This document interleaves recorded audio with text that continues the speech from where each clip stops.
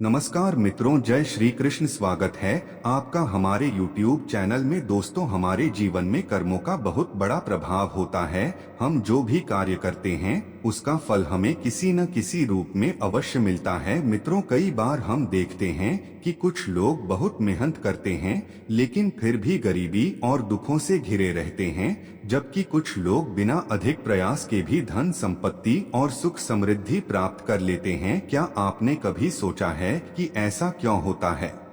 मित्रों, कहते हैं हर घर में लक्ष्मी का वास तभी होता है जब वहाँ के लोग धर्म, सत्य और परोपकार के मार्ग पर चलते हैं। मित्रों, वहीं कुछ पाप ऐसे होते हैं जिनके कारण मनुष्य को जीवन भर दरिद्रता और कष्ट सहने पड़ते हैं। हमारे शास्त्रों में भी ऐसे अनेक रहस्य बताए गए हैं जो हमें बताते हैं कि धन और सुख की प्राप्ति के लिए क्या करना चाहिए और किन बुरे कर्मों से बचना चाहिए। मित्रों, आज मैं आपको एक ऐसी ही अद्भुत और प्रेरणादायक कथा सुनाने जा रहा हूं जो हमें सिखाएगी कि कैसे अच्छे कर्म किसी भी मनुष्य को गरीबी से अमीरी तक पहुंचा सकते हैं और कैसे बुरे कर्म मनुष्य को कंगाली की ओर धकेल सकते हैं। मित्रों, यह कहानी हमें यह भी बताएगी कि कैसे कुछ लोग दूसरों की खुशियों से जलकर उनके जीवन में बाधाएं उत्पन्न करने का प्रयास करते हैं, लेकिन जो लोग सच्चे और धर्मपरायण होते हैं वे इन सभी मुश्किलों को पार कर जाते हैं। तो दोस्तों, इस वीडियो को अंत तक जरूर देखें क्योंकि यह आपके जीवन में सकारात्मक बदलाव ला सकती है। मित्रों, कहानी को आगे जानने से पहले यदि आप वीडियो पर आए हैं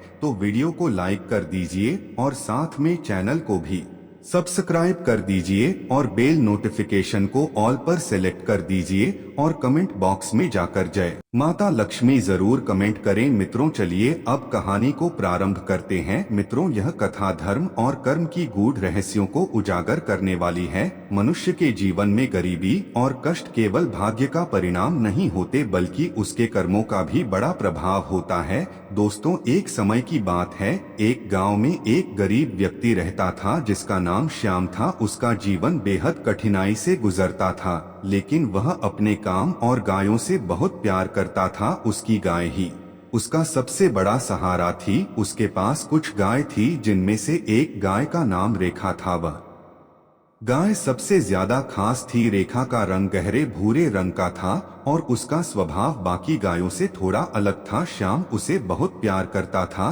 और उसका ख्याल बड़े मन से रखता था। श्याम हर दिन अपनी गायों को जंगल में चराने ले जाता था। एक दिन उसने देखा कि उसकी गाय रेखा अक्सर अपने झुंड से अलग हो जाती है और रोज रोज अकेले कहीं चली जाती है। यह देखकर श्याम बहुत परेशान हो गया। वह सोचने लगा कि रेखा आखिर रोज कहाँ जाती है। दोस्तों, एक दिन श्याम ने रेखा का पीछा करने का फैसला किया। वह चुपचाप श्यामा के पीछे पीछे चलने लगा और उसने देखा कि उसकी गाय रेखा जंगल के बीच में एक ऐसे स्थान पर जाती थी जहां एक पवित्र शिवलिंग स्थापित थी। श्याम ने देखा कि रेखा अपने थन से दूध टपका कर शिवलिंग पर चढ़ा रही है। श्याम यह देखकर हैरान रह गया। उसने सोचा कि यह कोई साधारण गाय नहीं है बल्कि भगवान शिव की सच्ची भक्त है। रेखा की भक्ति से भगवान शिव प्रसन्न हो गए। एक दिन जब रेखा शिवलिंग पर दूध चढ़ा रही थी तभी भगवान शिव वहां प्रकट हुए। उनके दर्शन पाकर रेखा धन्य हो गई। तभी भगवान शिव रेखा से कहते हैं, हे गाय देवी, मैं तुम्हारी भक्ति से बहुत प्रसन्न हूँ, बताओ तुम्हें क्या चाहिए। मित्रों, उसने यह रहस्य जानने की इच्छा जताई कि मनुष्य को गरीबी और कष्टों का सामना क्यों करना पड़ता है। तो मित्रों, भगवान शिव उत्तर देते हुए कहते हैं, जो व्यक्ति झूठ, चोरी, धोखा, छलकपट और अन्य अधार्मिक कार्य करता है उसे जीवन भर दरिद्रता का सामना करना पड़ता है। यदि कोई दूसरों का हक छीनकर धन अर्जित करता है तो उसका धन शीघ्र नष्ट हो जाता है। जो व्यक्ति अपने माता पिता, गुरु और गौ माता का अनादर करता है वह धन समृद्धि से वंचित हो जाता है और माता पिता की सेवा और आशीर्वाद से घर में लक्ष्मी का वास होता है, जबकि उनके अपमान से दरिद्रता आती है। जो व्यक्ति कभी दान पुण्य नहीं करता और केवल अपने स्वार्थ के लिए जीता है उसका धन नष्ट हो जाता है। धर्म के मार्ग पर चलने वाले व्यक्ति को धन और सुख की प्राप्ति होती है। आगे भगवान शिव ने गौ माता को बताया कि 3 तरह के लोगों की संगति से किसी भी घर का नाश हो सकता है। भगवान शिव कहते हैं पहले वे व्यक्ति होते हैं जो व्यक्ति सदैव झूठ बोलते हैं और दूसरों को धोखा देते हैं, वह न केवल अपना बल्कि अपने परिवार का भी सर्वनाश करता है। और दूसरे वह व्यक्ति होते हैं जो व्यक्ति परिश्रम नहीं करते और सदैव दूसरों पर निर्भर रहते हैं, उनका घर दरिद्रता का शिकार हो जाता है। और तीसरे और आखिरी व्यक्ति वे होते हैं जो व्यक्ति अत्यधिक क्रोधी और अहंकारी होते हैं और वह अपने व्यवहार से अपने घर को दुखों से भर देते हैं। मित्रों, आगे भगवान शिव ने यह स्पष्ट किया कि गरीबी और अमीरी केवल भाग्य का खेल नहीं है, बल्कि मनुष्य के कर्मों का परिणाम है। यदि कोई व्यक्ति धर्म, सत्य और मेहनत के मार्ग पर चलता है तो उसे निश्चित रूप से सुख समृद्धि प्राप्त होती है। मित्रों, अब श्याम जान चुका था कि उसकी गाय रेखा कोई साधारण गाय नहीं है और आगे भगवान शिव की बातें सुनकर गौ माता बहुत प्रसन्न हुई और वो अपने घर लौटकर वापस आती हैं। तो श्याम उससे पूछते हुए कहता है, हे गाय देवी, आप कौन है? तो रेखा ने श्याम को अपनी पूरी सच्चाई बताई और श्याम को भगवान शिव की बताई गई सारी बातें बताती है। श्याम से कहा, वत्स, भगवान शिव ने जो ज्ञान दिया है वह केवल तुम्हारे लिए ही नहीं बल्कि समस्त मानव जाति के लिए एक महत्वपूर्ण संदेश है। जो मनुष्य धर्म, सत्य और मेहनत के मार्ग पर चलता है वह अवश्य ही सुख समृद्धि प्राप्त करता है। श्याम ने गौ माता की यह बातें सुनी और उसने संकल्प लिया कि वह अपने जीवन में कभी भी अधर्म, झूठ और छलकपट का सहारा नहीं लेगा। मित्रों, उसने माता पिता की सेवा करने, दान पुण्य करने और हमेशा परिश्रम करने का प्रण लिया। और मित्रों, आगे जानेंगे कि श्याम का जीवन कैसे बदला। तो मित्रों, इस सब के बाद श्याम का जीवन धीरे धीरे बदलने लगा। पहले वह बहुत गरीब था, लेकिन अब उसकी गायें अधिक दूध देने लगी, गांव के लोग उसका सम्मान करने लगे और धीरे धीरे उसकी आर्थिक स्थिति भी सुधरने लगी। मित्रों, वह न केवल खुद संपन्न हुआ बल्कि उसने गांव के अन्य गरीब लोगों की भी सहायता करनी शुरू कर दी। मित्रों, श्याम की भलाई और धार्मिकता देखकर लक्ष्मी माता स्वयं उसके घर में निवास करने लगी। कुछ ही वर्षों में वह एक साधारण व्यक्ति से गांव का सबसे समृद्ध व्यक्ति बन गया।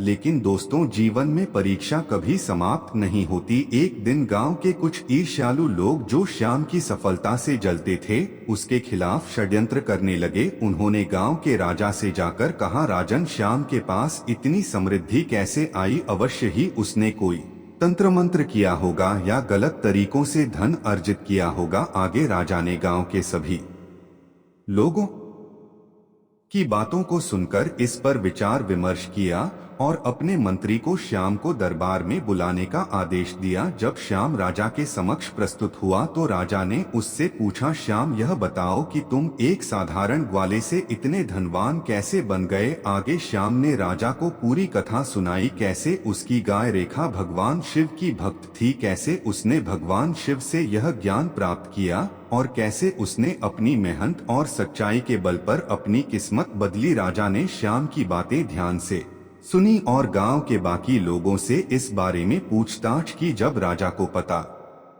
चला कि श्याम वास्तव में ईमानदार, परिश्रमी और दयालु व्यक्ति है तो वे बहुत प्रभावित हुए। लेकिन राजा के दरबार में मौजूद कुछ मंत्री और दरबारी श्याम की सफलता से ईर्ष्या करने लगे। उन्होंने राजा से कहा, राजन, श्याम चाहे जितना भी धर्मपरायण हो, लेकिन यह कैसे संभव है कि केवल एक गाय की भक्ति से इतना धन और समृद्धि प्राप्त हो? यह अवश्य ही किसी तंत्र मंत्र का प्रभाव है। मित्रों, राजा को श्याम की सत्यता पर पूरा विश्वास हो गया था, लेकिन न्याय की दृष्टि से उन्होंने श्याम की परीक्षा लेने का निर्णय लिया। राजा ने श्याम से कहा, श्याम, यदि तुम्हारा धन और समृद्धि वास्तव में तुम्हारे कर्मों और धर्म के कारण है तो तुमको एक अंतिम परीक्षा देनी होगी। यदि तुम इस परीक्षा में सफल होते हो तो न केवल तुम्हारी संपत्ति सुरक्षित रहेगी बल्कि मैं तुम्हें पूरे राज्य में धर्म का प्रचार करने का अधिकार दूंगा। श्याम ने राजा की बात मान ली और पूछा, राजन, मेरी परीक्षा क्या होगी? राजा ने कहा, तुम्हें अगले 7 दिनों तक कुछ नहीं कमाना है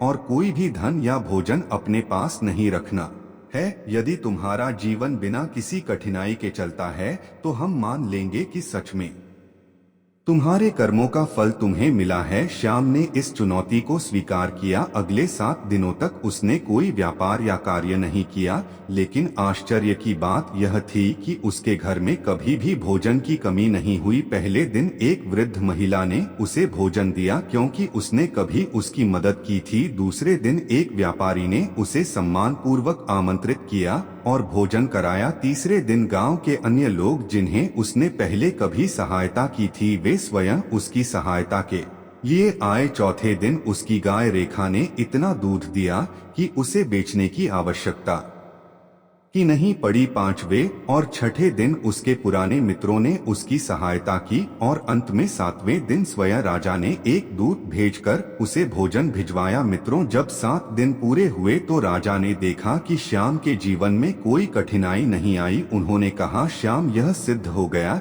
कि जो व्यक्ति सच्चे धर्म और सच्चाई के मार्ग पर चलता है, उसकी सहायता स्वयं ईश्वर और समाज करता है। राजा ने न केवल श्याम की सारी संपत्ति लौटा दी, बल्कि उसे पूरे राज्य में धर्म और सच्चाई का प्रचार करने की अनुमति भी दी। श्याम ने अपनी गाय रेखा की भक्ति और भगवान शिव की कृपा को कभी नहीं भुलाया। श्याम को राजा द्वारा धर्म प्रचार की अनुमति मिलने के बाद वह पूरे राज्य में घूम घूम कर लोगों को सत्य, परोपकार और मेहनत का महत्व समझाने लगा। वह भगवान शिव द्वारा दिए गए ज्ञान को सभी तक पहुंचाने लगा। धीरे धीरे श्याम की प्रतिष्ठा बढ़ती गई और लोग उसे एक संत महात्मा मानने लगे। लेकिन अभी भी श्याम की सफलता और लोकप्रियता से ईर्ष्या करने वाले लोग अब भी शांत नहीं बैठे थे। दरबार में कुछ स्वार्थी और अहंकारी मंत्रियों को यह सहन नहीं हुआ कि एक साधारण व्यक्ति पूरे राज्य में इतना सम्मान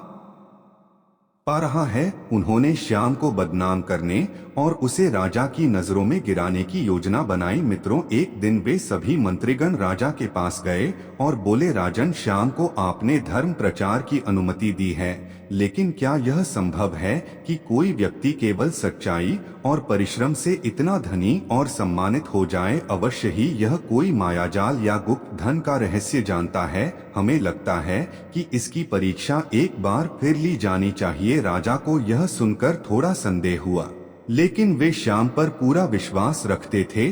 फिर भी राज्य की भलाई के लिए उन्होंने एक और परीक्षा लेने का निर्णय किया। राजा ने श्याम को बुलाया और कहा, हे श्याम, यदि तुम वास्तव में धर्म और सत्य के मार्ग पर हो तो मैं तुम्हें एक और परीक्षा देने का आदेश देता हूँ। तुम्हें अपनी सारी संपत्ति और धन का त्याग करना होगा और इसे जरूरतमंदों में बांट देना होगा। यदि तुम सच में ईश्वर के प्रिय हो तो तुम्हें कोई कमी नहीं होगी और तुम्हारा जीवन पूर्ववत चलता रहेगा। श्याम ने राजा की यह परीक्षा सहर्ष स्वीकार कर ली। उसने बिना किसी द्विधा के अपनी सारी संपत्ति, धन, अनाज और वस्त्र गरीबों में बांट दिए। अब वह फिर उसी स्थिति में आ गया जैसे पहले था। एक साधारण व्यक्ति जिसकी एकमात्र पूंजी उसकी गायें थीं। अब मंत्रियों को लगा कि श्याम गरीब होकर फिर से दरिद्र हो जाएगा, लेकिन वे गलत थे। मित्रों, श्याम ने फिर से अपने पुराने कार्यों में लगना शुरू किया। वह अपने गायों की सेवा करता, दूध बेचता और मेहनत से जीवन यापन करता। लेकिन कुछ ही दिनों में भगवान शिव ने पुनः अपनी कृपा बरसाई। उसकी गायों ने पहले से अधिक दूध देना शुरू कर दिया। जिन लोगों ने उससे पहले दान लिया था वे स्वयं आकर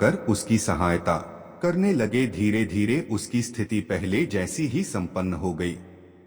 यह देखकर राजा स्वयं आश्चर्यचकित रह गए। उन्होंने श्याम को बुलाकर कहा, हे श्याम, तुमने सिद्ध कर दिया कि जो व्यक्ति सच्चाई, मेहनत और धर्म के मार्ग पर चलता है उसे कोई भी ताकत दरिद्र नहीं बना सकती। राजा ने श्याम को पूरे राज्य का धर्मगुरु घोषित कर दिया और उसे राज्य की नैतिकता और धार्मिक शिक्षा का प्रमुख बना दिया। अब श्याम केवल एक साधारण व्यक्ति नहीं रहा, बल्कि पूरे राज्य में सत्य और धर्म का प्रचारक बन गया। उसने जीवन भर सच्चाई, परिश्रम और परोपकार का मार्ग अपनाया और सभी को इसी राह पर चलने की प्रेरणा दी। मित्रों, इस कथा से हमें यह सीख मिलती है कि धन और समृद्धि केवल भाग्य से नहीं बल्कि सच्चाई, परिश्रम, दया और धर्म के मार्ग पर चलने से मिलती है। जो व्यक्ति मेहनत और ईमानदारी से जीवन जीता है उसकी सहायता स्वयं भगवान करते हैं। मित्रों, प्रेम की इस अद्भुत यात्रा में हमारे साथ बने रहने के लिए आपका हृदय से धन्यवाद। यदि आपको यह कथा पसंद आई हो तो वीडियो को लाइक करें, चैनल को सब्सक्राइब करें और बेल नोटिफिकेशन को ऑल पर सेलेक्ट कर लें,